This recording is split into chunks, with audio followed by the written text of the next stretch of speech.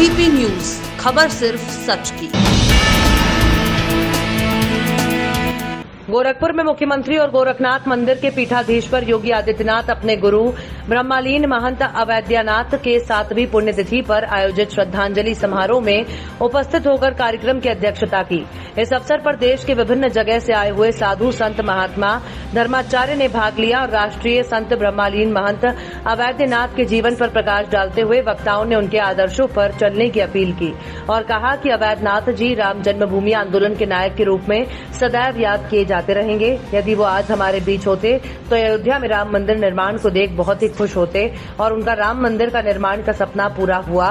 वे सेवा और समाज सेवा के रूप में सदैव याद किए जाते रहेंगे। आज उनके प्रति सच्ची श्रद्धांजलि यही है कि हम उनके आदर्शों और बताए हुए मार्ग पर चलें। इस अवसर पर विमर्श पुस्तिका का विमोचन मुख्यमंत्री योगी आदित्यनाथ और साधु संतों ने किया। इस अवसर पर मुख्यमंत्री योगी आदित्यनाथ ने कहा कि मेरे परम पूज्य गुरुदेव ब्रह्मलीन महंत अवैद्यनाथ जी राष्ट्रीय संत के रूप में थे और उनका सपना था कि अयोध्या में राम मंदिर निर्माण हो। आज उनके प्रति सच्ची श्रद्धांजलि अर्पित करते हैं। उन्होंने आगे कहा कि आज विश्व ने आयुर्वेद और योग का महत्व को समझा है। ये सब हमारे प्रधानमंत्री नरेंद्र मोदी की वजह से संभव हो सका है। हजारों सदियों से चली आ रही योग और आयुर्वेद की महत्वता को आज सबने कोरोना काल में समझा है और हर घर में इस्तेमाल किया गया है। अगर इस गुरुतर दायित्व का निर्वहन अपने ऊपर कर ले तो मुझे लगता है कि संस्कृत और संस्कृति दोनों की भी रक्षा होगी, गोरक्षा भी होगी। दूध हम पिएंगे और गौ माता को सड़कों पर छोड़ देंगे, इससे गोरक्षा नहीं होगी। सरकार सहयोग कर रही है। सरकार ने 3 प्रकार की व्यवस्थाएं वर्तमान में संचालित की है। निराश्रित गौ आश्रय स्थल की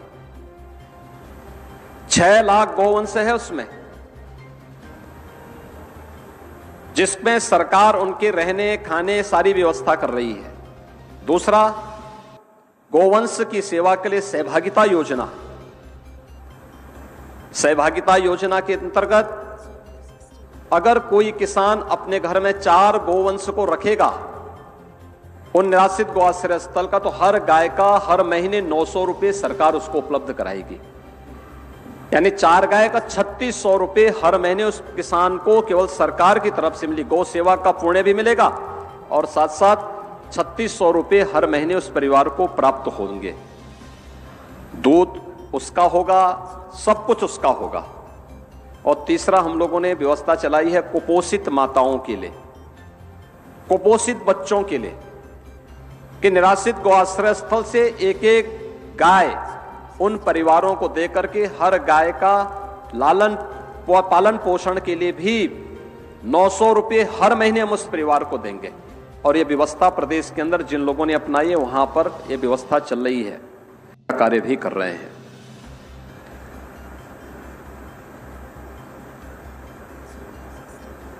भारत और भारतीय संस्कृति, मुझे लगता है कि इन दोनों को बचाने के लिए हर भारतीय को तैयार होना होगा। आज जब देश एक नए भारत बनने की ओर अग्रसर है, हर एक क्षेत्र में भारत दुनिया के सामने कुछ नए प्रतिमान स्थापित कर रहा है, तो स्वाभाविक रूप से हर नागरिक को भी अपना आत्मावलोकन करना होगा। आत्मावलोकन इस बात को लेकर के कि आखिर इस देश के लिए, इसकी महान संस्कृति के लिए मेरे दायित्व क्या है और क्या मैं उन दायित्वों का निर्वहन कर पा रहा हूं। सदियों से दबी कुचली भावनाओं का क्या सम्मान देश के अंदर नहीं मिलना चाहिए? अवश्य मिलना चाहिए। उन्हें प्रोत्साहित किया जाना चाहिए। हर स्तर पर उन्हें आगे बढ़ाने की आवश्यकता है और सरकारें उसी प्रकार से अपने उन दायित्वों का ईमानदारी पूर्वक निर्वहन करने का पूरा प्रयास कर रही है। हमने तो उत्तर प्रदेश में इस बात के लिए कहा कि हर धार्मिक पीठ अपने यहां संस्कृत विद्यालय खोले, सरकार उसमें सहयोग करेगी। और हमने तभी तमाम संस्थाओं को कहा कि देखिए, शिक्षकों की तैनाती, संस्कृत के शिक्षकों की तैनाती आप करिए, लेकिन योग्यता को आधार बनाइए। लेकिन योग्यता कौन देगा? योग्यता तो मुझे लगता है कि संस्कृत के विश्वविद्यालय को, संस्कृत के संस्थानों को और आश्रमों को ही देना होगा। आश्रम अगर योग्य लोग, योग्य आचार्य दे दे तो संस्कृत की दुर्गति नहीं होगी। अयोग्य व्यक्ति संस्था को नष्ट जरूर कर देगा, और मुझे लगता है कि उसके आने से संस्कृत की और भी दुर्गति होनी है, और संस्कृत की ही नहीं, संस्कृति की भी और भी दुर्गति होगी। इसलिए अयोग्यता से अच्छा है कि योग्य व्यक्ति को तराशने का कार्य, और हर एक संस्था को इस जिम्मेदारी को अपने ऊपर लेना होगा। तब केवल सरकार के भरोसे योग्यता को तराशने का कार्य नहीं होगा, बल्कि हमारा हर धर्माचार्य, हर पूज्य संतजन अगर इस गुरुतर दायित्व का निर्वहन अपनी है। आयुष की ताकत को आज दुनिया ने महसूस किया है। हां, वहां तक पहुंचाने वाला कोई इससे पहले नहीं था। इस देश को आभार व्यक्त करना चाहिए प्रधानमंत्री मोदी जी के प्रति, जिन्होंने योग और आयुर्वेद को एक वैश्विक मान्यता उपलब्ध कराने में अपना योगदान दिया। आज 21 जून की तिथि विश्व योग दिवस के रूप में मनाई जा रही है। योग हजारों वर्षों की विरासत है, लेकिन योग संस्थान गोरखपीठ में पहले से चलता है। ये मूलतः योग पीठ है। कोरोना महामारी के दौरान आपने देखा होगा कैसे कोरोना महामारी के दौरान आयुष काढ़ा, आयुष कवच, आयुर्वेद से जुड़े हुए वे तमाम नुस्खे जो व्यक्ति की प्रतिरोधक क्षमता को बढ़ाने की ताकत रखते हैं, रोग से लड़ने की ताकत पैदा करते हैं, इन सभी को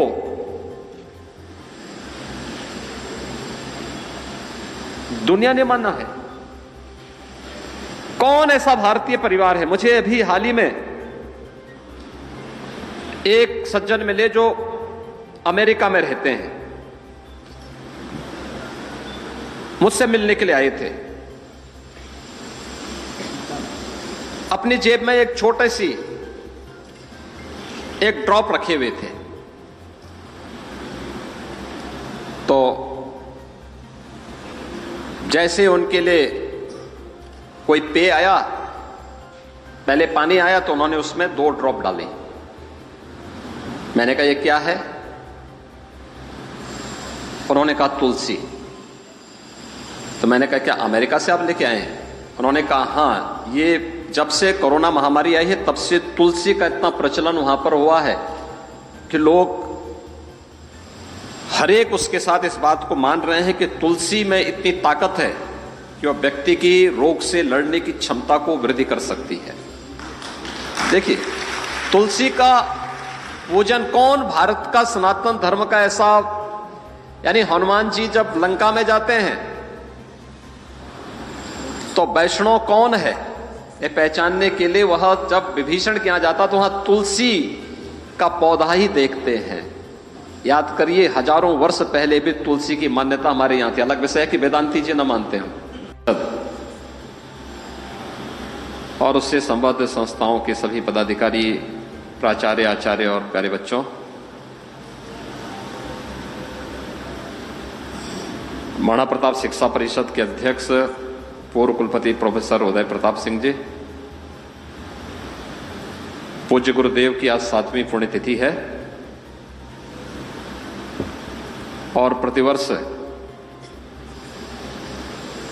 इस पावन अवसर पर विभिन्न सामाजिक संगठनों के द्वारा पूज्य संतों के सानिध्य में उन्हें यहां पर श्रद्धांजलि अर्पित की जाती है।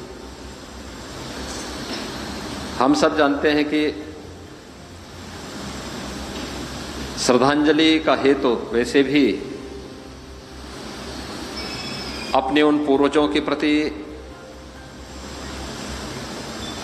श्रद्धा व्यक्त करने के साथ साथ उनके आदर्शों से उनके उस विराट व्यक्तित्व और कृतित्व से हम कुछ प्रेरणा प्राप्त कर सकें, कुछ प्रकाश प्राप्त कर सकें, इस हेतु होता है। और यही कारण रहा है, यह हमारा तो सौभाग्य है कि सनातन हिंदू धर्म में ये जो पक्ष है ये पितरों को समर्पित होता है, श्राद्ध का पक्ष माना जाता है। और इसी पक्ष में गोरक्षपीठ के आचार्य द्वय ने अपने भौतिक शरीर को छोड़ करके अपने व्यक्तित्व और कृतित्व से न केवल गोरक्षपीठ के लिए, गोरखपुर के लिए, पूर्वी उत्तर प्रदेश के लिए, बल्कि संपूर्ण योगी समाज के लिए, हिंदू समाज के लिए, सनातन धर्म के सामने उन्होंने कुछ मूल्यों, कुछ आदर्शों की स्थापना की थी।